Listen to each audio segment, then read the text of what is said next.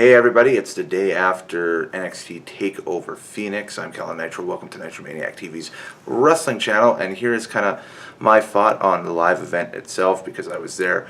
First of all, if you spotted me in the crowd, I have never sat ramp side at a wrestling show before, and it was a trip. That was crazy. And yeah, the temptation is real to put your hand out and have them slap your hand and that stuff.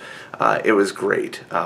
For an uber wrestling geek like myself, it was super fun to do that and I guess take part in that as well.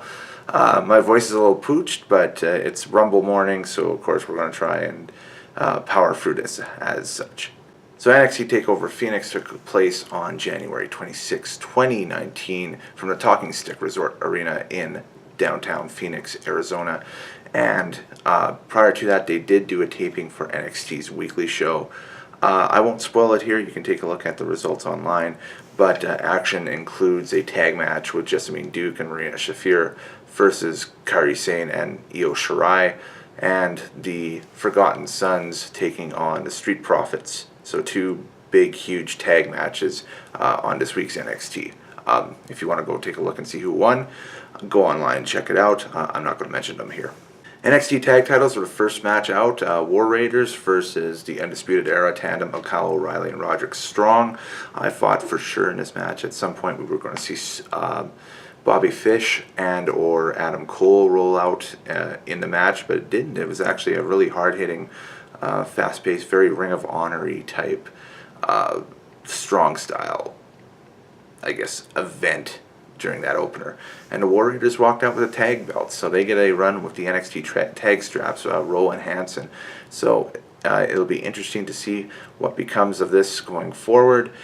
Is this the next step for Undisputed Era going up to the big time? With the end of the show going, I don't think so, how it ended. But I think that we definitely will have a tag team rematch between these two teams later on down the line. It was a great match to watch live. Matt Riddle versus Cassius Ohno was hard-hitting, really power-packed match. Entire crowd behind Riddle, everybody doing the bro. Ohno doing his whole deal with being a heel, and to tell you the truth, the Phoenix Suns gear, A1. I loved it. Playing to the hometown a little bit. He's a big basketball fan, so to see him, what he's done in the past, like I know in Orlando he had the Orlando Magic colors on, and then here he wore the Phoenix Suns stuff, so it was pretty cool to see. Another real hard-hitting, power-packed, power-punchy, real American indie, almost strong style type encounter. Haven't seen it, go check it out. Riddle walked out with the win. I won't say with the belt, there was no belt on the line. It was very good. It was for an underneath match. It captivated everybody's attention for sure. It was a lot of fun. Match of the night, and perhaps our first match of the year candidate, was Johnny Gargano versus Ricochet for a North American Championship, and this was very much like watching almost a Ricochet Ospreay from New Japan a few years ago.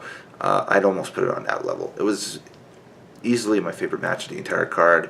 It was also easily, in my opinion, probably one of the hardest hitting matches I've seen live.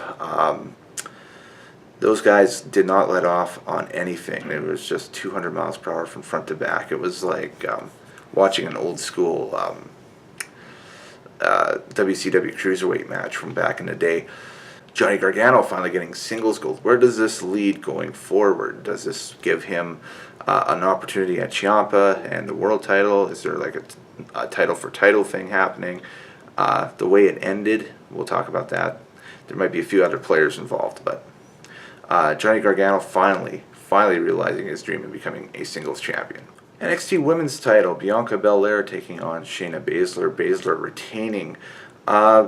Like I said, didn't have real high hopes looking at this thing on the card going forward, and it actually exceeded my expectations. This was a very passable, very good match. Both women really showcasing their skills and that stuff. Belair is going to be a real contender in the main roster, whatever show she goes on, either Raw or SmackDown. They're going to really push her when she gets up onto the main roster, I think. I saw Sam Roberts' comments in the pre-show about that. I think that might have been...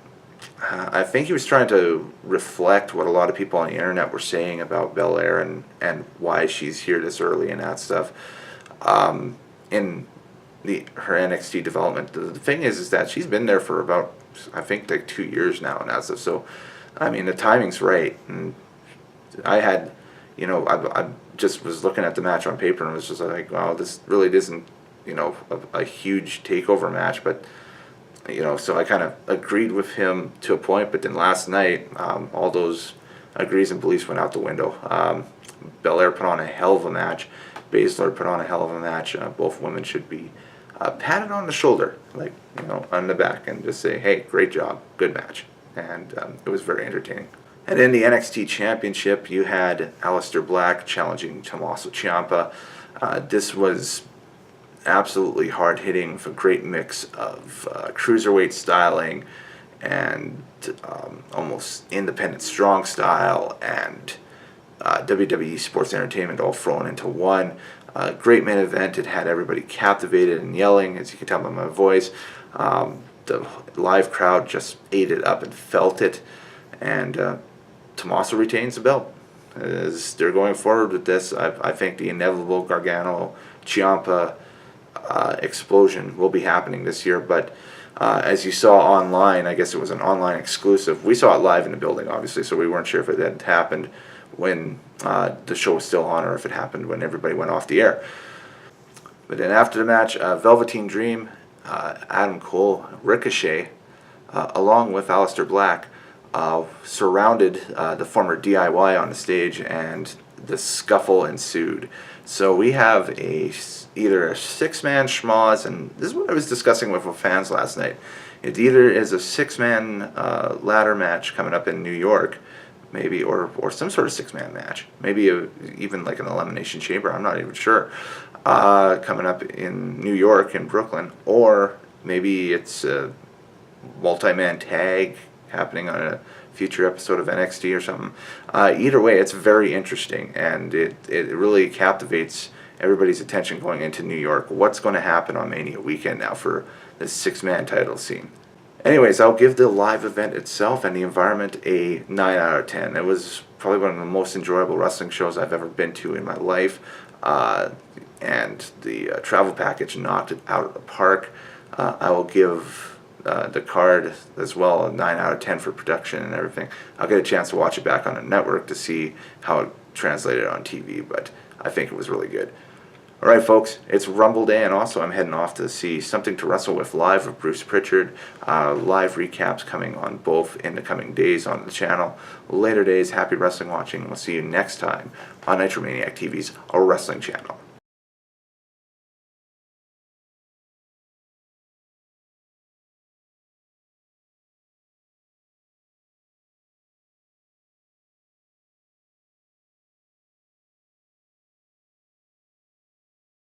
Alright guys, a total postscript to the NXT Takeover Phoenix review. They announced tonight at the Royal Rumble that the 6 men involved in the confrontation at the end of the NXT Takeover event that was shown on WWE.com will be involved in the resurrection of Halftime Heat during the Super Bowl on February 3rd. And so the teams match up as such. So on one side you got Aleister Black, Velveteen Dream, and Ricochet taking on the DIY tandem of Johnny Gargano and Tommaso Ciampa and Adam Cole. Again, that will be available through pretty much everywhere that WWE puts out stuff on February 3rd during halftime of the Super Bowl. So that's where that schmoz is leading.